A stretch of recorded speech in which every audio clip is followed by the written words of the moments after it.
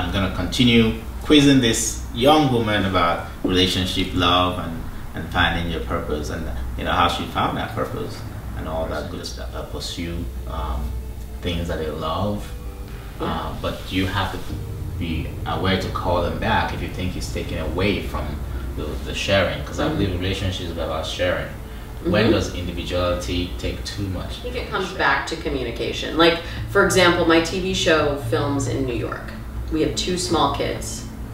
It's not easy for me to just get on a plane, and I want to be an individual. I want to, pursue my career and help more people, but it's not so simple as me just getting on a plane. So it was a constant conversation throughout the entire filming process with my husband of when I get home, I ask, how can I support you? Thank you for supporting me in my individuality. Oh, that's awesome. I think now what can I do for you? But I mean, I don't want to make it seem like, oh, I'm perfect and my marriage is perfect. Like, it's a constant conversation.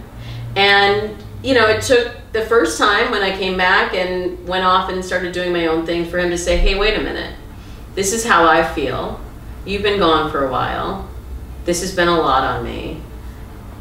I'm gonna need some support from you now. For me to realize, oh, right. Well, I'm in a partnership, and I don't just get to just do me. I have to be aware of how me doing me affects my husband and our family. So it's kind of a two-way thing. Like, you have to become aware, but in case you're not, it's also the other person's responsibility to not call you out, but call you back.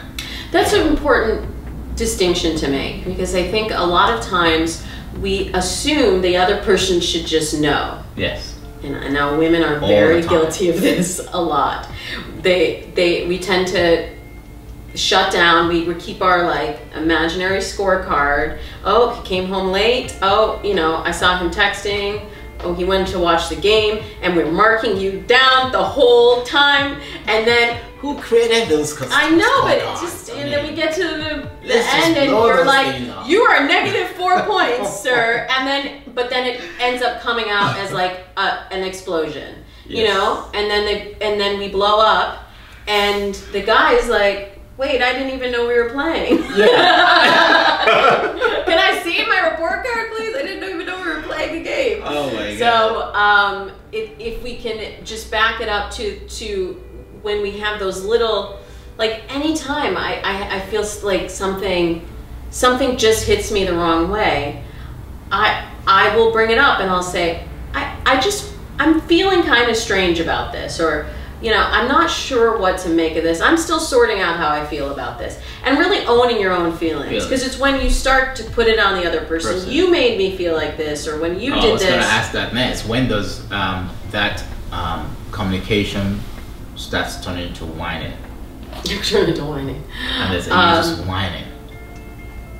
Or is it how you communicate? I think it's how you do it. I think it's how you do it.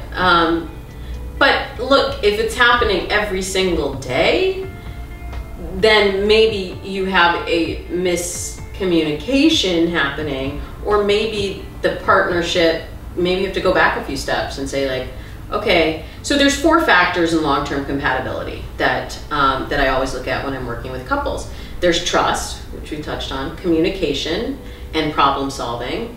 And then there's also having shared values and common goals for the future. So trust, communication, shared values and goals, shared goals for the future.